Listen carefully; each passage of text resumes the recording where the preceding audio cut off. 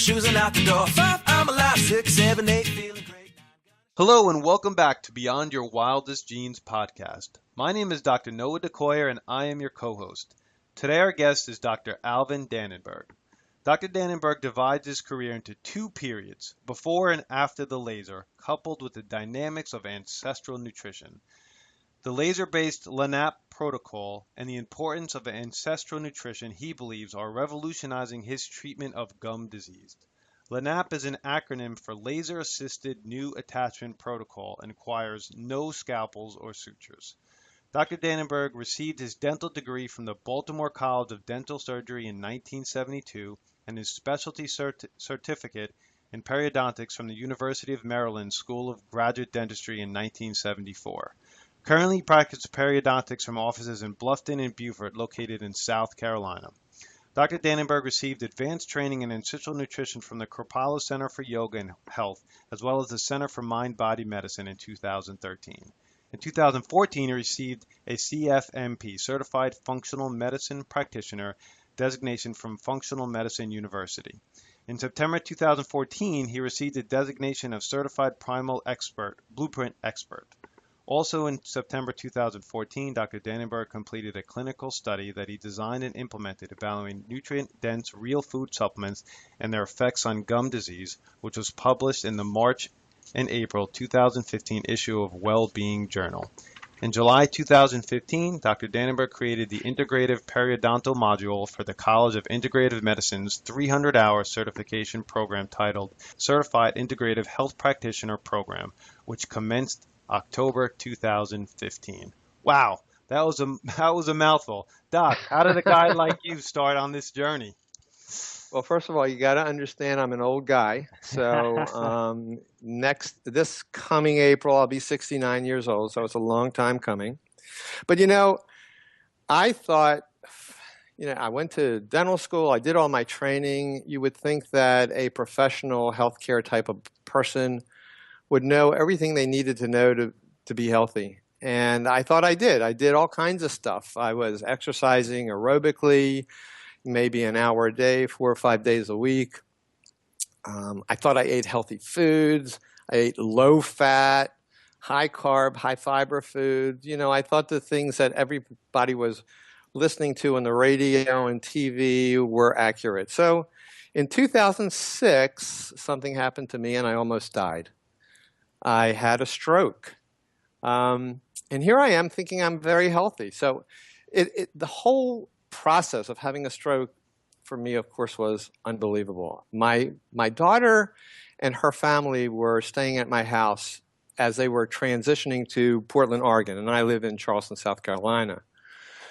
So I'm standing in my living room and I'm holding my computer, and all of a sudden I get a shock going through the computer, through my hands and my arms. And I drop my computer, and my daughter, who's sitting on the floor, looks up at me and said, "What's wrong?" And I say, "I just got a shock from my computer." And she said, "Don't be so melodramatic, Dad." And then 1 week later, I had a stroke. So what happened was I was sleeping with my grandson in the bed. He was maybe 5 years, 6 years old at the time. And it was a Saturday morning, and generally Saturday mornings I would go to him, and they lived maybe a couple blocks away from us. I would go to their house and take him out to breakfast. So I turned over and I tried to say, "Jake, let's get up and we'll go to breakfast." And I couldn't speak. It came out like, none, huh? And I thought, maybe I'm dreaming. Maybe I've been sleeping with my mouth open. My mouth is dry. So I got, no problem, went into the bathroom, got a drink, came back into the bedroom, and I couldn't speak. Now, my wife is still sleeping. I woke her up. She is a registered nurse. She knew exactly what was happening. And she took me to the hospital. I'm having a stroke. Amazing. So it took maybe 2 months or so for me to fully recover and get back to practice. And that was pretty quick, I think. I realized I needed to get educated about something that's going on in my body. And my doctors, of course, saved my life. And they put me on 6 or 7 medications. And they said, I'm going to have to do this for the rest of my life. And they never told me what else to do or what even caused the stroke. So in 2013, we're going to jump forward 7 years. 2013, I heard of a course at the Kripalu Center for Yoga and Health at that time, and it was called Nutrition Intensive for Healthcare Professionals. It was a 5-day course, and I thought this was going to really hone in all this new information I learned for the last 7 years from my stroke up until then, and it would just give me some more pearls to learn. So I took the course. It was fascinating. And the first day of the course, I learned that basically everything I was doing wrong. The course was based on evolutionary medicine. It was phenomenal. And from that point on, 2013 until today, I've changed my life. And I went home at the end of the course, and I told my wife we were going to make some changes, if that's okay with her. And she and I bumped heads a little bit. We cleared out all the processed foods that were in our pantry and freezer. We had 7 bags of foods that we took to the food bank. And from that point on, like I said, I changed my life and diet. I basically become paleo. I eat plenty of vegetables and lots of grass-fed beef and wild-caught fish and green smoothies every day and exercise in an efficient way and sleep well and whatever. I have changed my entire chemistry pattern. I have changed my weight. I've lost over 30 pounds. And I'm not trying to do any of these things. I'm just eating healthy and everything follows.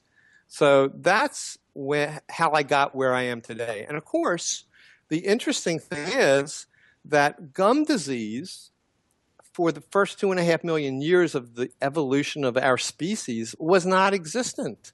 Hardly ever did the skeletal remains of our primal ancestors show any gum disease of the bone or dental decay.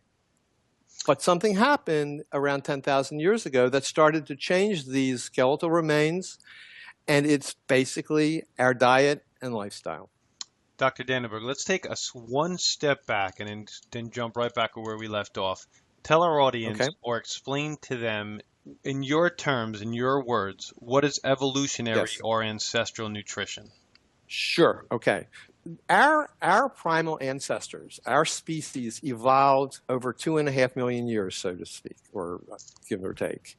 And during that period of time, our species ate the foods the environment provided. Now, if they were living in the northern areas that were very, very cold, they ate the foods that were there at that time. If they were living around the equator, they ate totally different foods. It's not that what they ate was so specific. It's that what they didn't eat was that specific. So our ancestors ate the foods the environment had provided. They were physically active. Their bodies were healthy. They basically were not contaminated with toxic substances from chemicals. They didn't have fluoride that was introduced to their waterfall system. So, they ate and lived the way nature provided them. And that's basically, that basically allowed their bodies and their brains to evolve to being a pretty perfect species up until about 10,000 years ago. Does that help? Yes, of course. So now tell us what happened 10,000 years ago.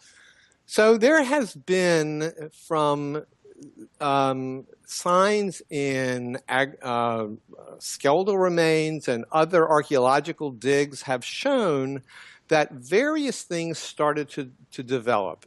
Agriculture farming began around 10,000 years ago. And man learned how to grow grasses and also learn how to take the seeds of these grasses and do things that processed the seeds and made them into flour and a variety of other processed foods, basically the grains. And these grains were damaged to the point where the cellular lining of these the grain cells were destroyed, and the carbohydrates were compacted, and they were called acellular carbohydrates. They did that also with sugar products. Sugar in vegetables and plants, they could condense them and destroy the cell lining and condense these sugars. So they processed the grains, they processed the sugars. Our body has never evolved to digest these concentrated acellular carbohydrates. And these acellular carbohydrates went on to change our digestive system in such a way that affected the homeostasis, the balance of our gut bacteria. We have, as you know, 10 trillion cells of bacteria in our body, or 100 trillion cells of bacteria in our body. We only have 10 trillion human cells. And these 100 trillion bacterial or microbial cells have a purpose in our health. Our microbiome is effectively creating a healthy environment for us, and if it is disturbed, a variety of chronic diseases develop. And this homeostasis was actually compromised because of the foods that were being processed and given to the masses, and these are the acellular carbohydrates primarily. Once the changes in the bacteria of the gut occurred, it changed the bacteria in the mouth. And it created more virulent types of bacteria along with the acellular carbohydrates, which were fermentable. These bacteria started to ferment these carbohydrates, creating a variety of unhealthy types that caused tooth decay and gum disease that never existed before these acellular carbohydrates were predominant in our diet. Now, that's not the only bad food that started to be processed, because as time went on, as you know, chemicals were added to foods and these toxic substances started to accumulate in our body, and a variety of unhealthy oils were being processed. That also stimulated a variety of unhealthy reactions to our body. So basically our diet started to change 10,000 years ago for the worse. And our society is a recipient of this very unhealthy diet as well as lifestyle change. Now, you've been a periodontist for how many years? 40 years? Yeah, 41 years. 40. Long time. Right. Coming up on 42 years, yeah. So, in your estimation, has gum disease gotten worse over those 40 years? Without a doubt, from what I can see. I never understood the study of how many people have gum disease as I was going through my profession. We didn't even learn that in dental school. We had some percentage numbers, but I didn't even see real good studies. But there are current studies right now, today, that demonstrate or suggest that there are approximately 96% of the U.S. population involved with gingivitis, which is the earliest stages of gum disease, just inflammation or bleeding of the gum tissues, not deep damage in the bone, just bleeding gums. 96% of the U.S. adult population has gum disease. And a more recent study, this study I think was done in 2009, but in 2012 there was a published study that showed 47% of the U.S. adult population has periodontitis, which is the advanced stage of gum disease destroying the jawbone and progressing to tooth loss and pain and swelling and of course, the spread of infection throughout the body.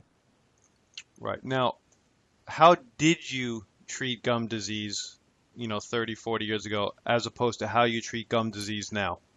So for the first 35 or 36 years of my career, I was trained traditionally, and I treated periodontal disease traditionally. Of course, we treated gum disease just like an infection finger if you had a splinter. So the most important thing if you have a splinter in your finger is to take care of the acute problem. You can take all the antibiotics in the world, all the herbal medications in the world. You can sleep 8 hours a night. You can do all kinds of exercise. And you know what? Skin where the splinter is stuck is still going to be infected. Now, if you remove the splinter, everything heals. at least the body has the potential to heal because the irritant is removed. So in gum disease, treating gum disease or any dental infection, you need to remove the acute cause of the infection first, or treat the acute signs and symptoms of the infection so that the pain and the swelling goes away. So that's what we would do, a deep type of cleaning or something like that to remove the splinter, so to speak, from the skin of the finger, like the calculus or tartar that's under the gum. And if necessary, use antibiotics. Now, from that point on, if there was severe damage in the bone, the treatment of choice as a periodontist would be to take a scalpel, cut the gum tissue open like you would open a banana peel around a banana, and treat the bone in a variety of ways and put bone graft material in and other chemicals that supposedly help the bone to restore itself. Clean everything out, close the gum that you opened up and use little stitches that held the gum together around the tooth and the bone. And then the patient would have to deal with that. And patients would suffer for several weeks. There was swelling and bleeding and sensitivity. And of course, my patients didn't love me at that moment. And this is the traditional way of treating gum disease today. So I would say at least 75% of periodontists today are still treating gum disease that way. I have changed my methods. So about 5 years ago, I found out of a procedure using a very specific laser. Now, there are a lot of lasers in medicine and dentistry, and all the lasers do all kinds of different things based on the wavelength of that light. It's amazing that light can do all of these things, but that's the case. So we have a very specific laser called the periolase laser and a protocol called LANAP, which is Laser-Assisted New Attachment Procedure. In this procedure, we have to numb the gum tissue, but we do not have to cut the gum with a scalpel. We don't have to use stitches, and the patients the next day go about their normal routine. I'm like a saint all of a sudden, right? So patients are now not experiencing the swelling and the pain and the bleeding and all the discomfort that is associated with traditional periodontal surgery. So what's very interesting about this laser light is we numb the gum tissue, like I said, and we go between the gum and the tooth with this little fiber optic. It's like the thickness of 3 human hairs, pretty thin. And it's firm, though, and we can place it between the gum and the tooth, and the light flashes about 20 times a second. And that light, the specific wavelength of that light, kills the most pathogenic bacteria that's causing the gum disease, called P. gingivalis. It literally is absorbed by this pathogen, and the pathogen, the bacteria, explode. But the light, the laser light, does not harm the healthy gum tissue or the bone. As a matter of fact, the protocol, the LANAP protocol, actually stimulates new bone cells to come into the damaged area of the bone, almost like stem cells. And we not only are killing the bacteria, but we are getting new bone to grow. And because of the laser light doing what it's doing, it creates a sticky substance around the existing blood cells, and the gum seals to the root of the tooth with a sticky clot, and the healing takes place in 4 to 6 weeks, but the bone takes maybe a year to a year and a half to grow. But the next day, patients can go about their normal routine. And that's the way I treat gum disease today. And we were getting phenomenal results. And I would assume that with your new patients, you're teaching them this ancestral nutrition to help prevent any further degradation of their gum tissue? Exactly. So my philosophy of treatment would be the first thing we need to do is to take care of the acute problem. So the patient walks in, they have lots of bleeding gums or swollen tissue or whatever, they're in pain, they just feel miserable. We need to arrest that component that is creating the acute infection, just like taking a splinter out of your finger. And then the rest of periodontal disease is a chronic infection, and it's a result of just not the bacteria around the teeth. It's a result of what caused the bacteria to become virulent around the teeth, and that's not just plaque. It's the foods that we're eating and our lifestyle that's changing the bacteria in our gut, that is changing the bacteria in our mouths. And there's a great study that really brought that home. If you want, I can just give you a quick discussion about that study. Sure, absolutely. So in 2012, Dr. Baumgartner did a study that was published in the Journal of Periodontology. I think it was 2009. And he observed 10 individuals in Switzerland. And these 10 individuals, they had to live for 30 days with only eating healthy, unprocessed foods, the basic foods that they had to hunt and gather. They could not eat anything that was processed. They also could not brush or floss their teeth for 30 days. Before the study was done, in that particular environment, their mouths were examined. Their bleeding points around the gum tissues of the teeth were evaluated and identified. And the bacteria around the gum, the plaque, was cultured. 30 days later, they couldn't brush or floss, but they could only eat healthy, raw, unprocessed foods that they could find in the environment where they were living. They had tremendous amounts of bacteria, but the cultures revealed that there were no virulent bacteria anymore. The bleeding of the gum tissue actually decreased, and the pocket depths actually decreased. That's amazing. 30 days, no brushing and flossing, lots of plaque, but almost no gum disease. What's up with that? And it's because the bacteria in the gut became more homeostatic, more balanced, and it changed the bacteria in the mouth in just 30 days. That's an amazing statement. It shows you how powerful nutrition can be in such a short period of time. Without a doubt. And the interesting thing, and that's a very important statement, because people that are sick can really make changes in their body very quickly. Now, it takes a while. I'm a work in progress. A friend of mine who is a conventional physician as well as a functional medicine physician told me that it takes about 1 month of eating and living a healthy lifestyle to repair 1 year of damage. So if I realized that I was maybe an unhealthy guy for 66 years before I got on the right track, it's going to take 5 or 6 years for me to get healthy. And I'm in the 3rd year right now. So I'm a work in progress. I feel healthier today than I have ever felt in my life. And I think my chemistries are healthier, my exercise level is significantly healthier, and you can see, like you said, you can see a change very rapidly, and then there are other chronic changes that will occur as time goes by. So let me get back to the way I treat gum disease. So I treat the acute infection first, and then I remove what is really causing this disease, not the acute phase, but maybe the bacteria that's causing some of the damage, and that's where the LANAP procedure comes in, or a deep type of cleaning procedure comes in. And we want our patients to understand that the way they got to the state that they are in is not just because they weren't brushing or flossing. It's because of their lifestyle and diet. So I go through a 3-day food journal with my patients if they're interested.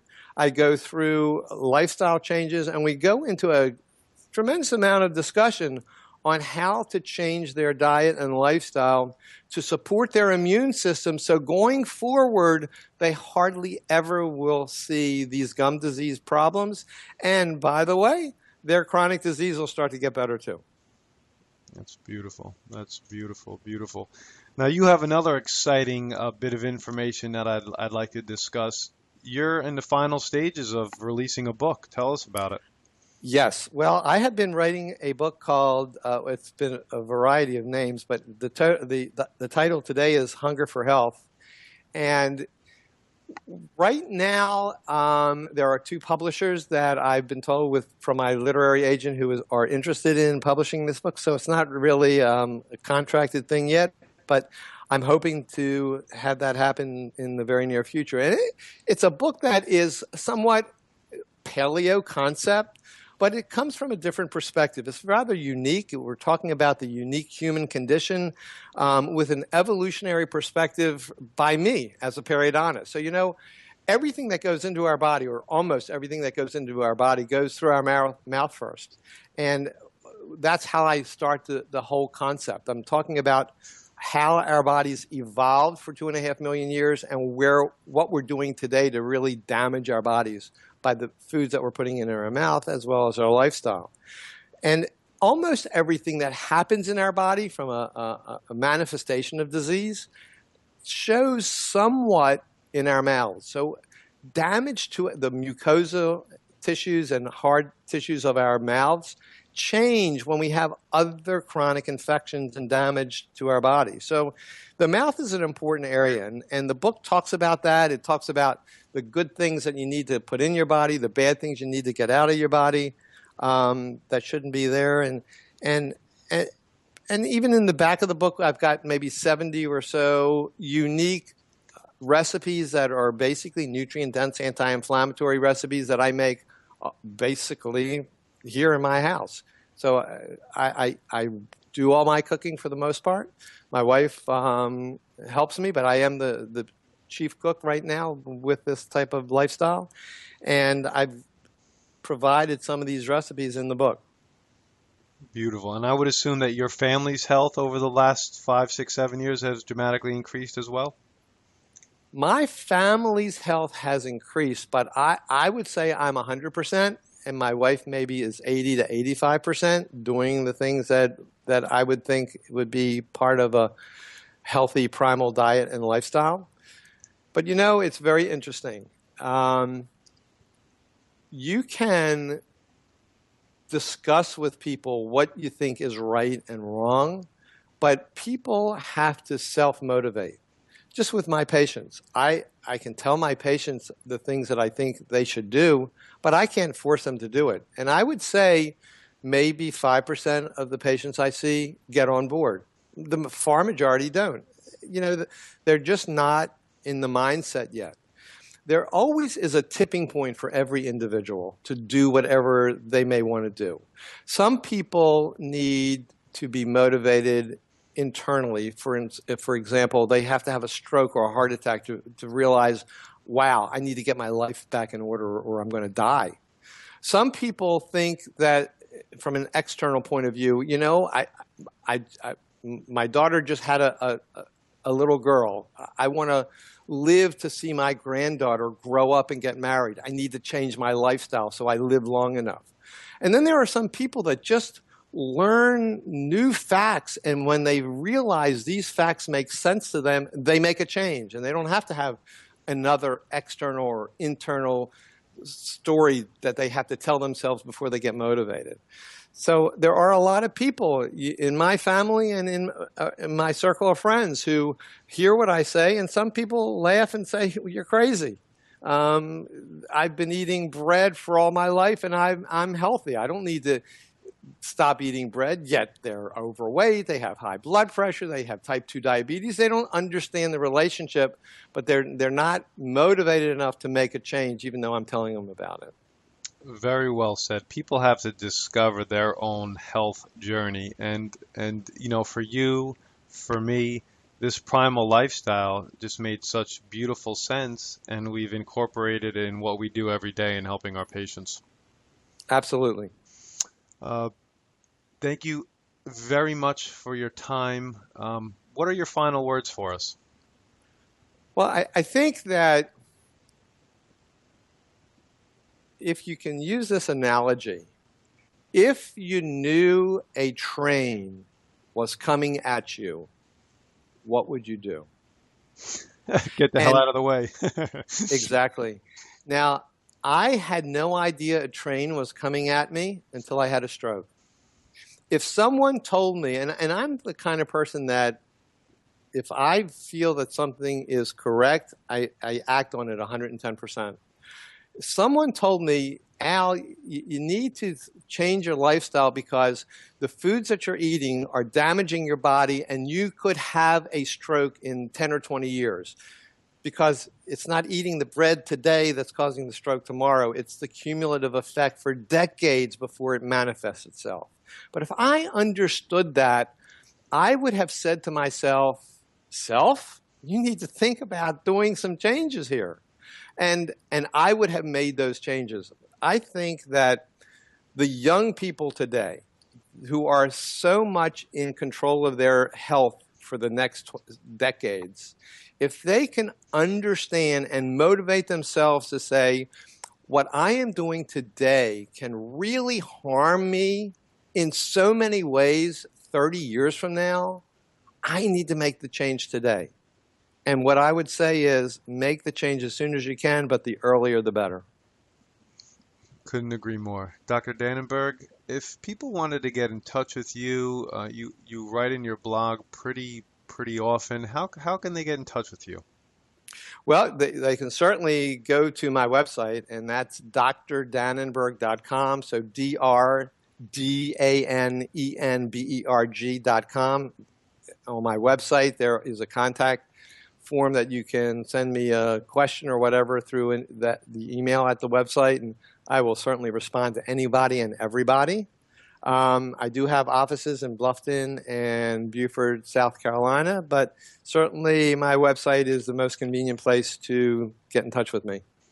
Yes, because people from all over the country and different countries will be hearing this for sure. Well, you know, it's interesting, and I just will make a couple comments. I have had Skype consultations with people from Australia and Switzerland. I've had a patient that came to see me who lived in England. I mean, people are looking for the right answers, and their healthcare professionals that are local to them aren't telling them what's really going on. And I think that it's not a difficult concept. It's just that it's a different concept, and you have to understand what has worked for 2.5 million years is real science. It's not what something was developed 20 years ago, and maybe it works and maybe it doesn't.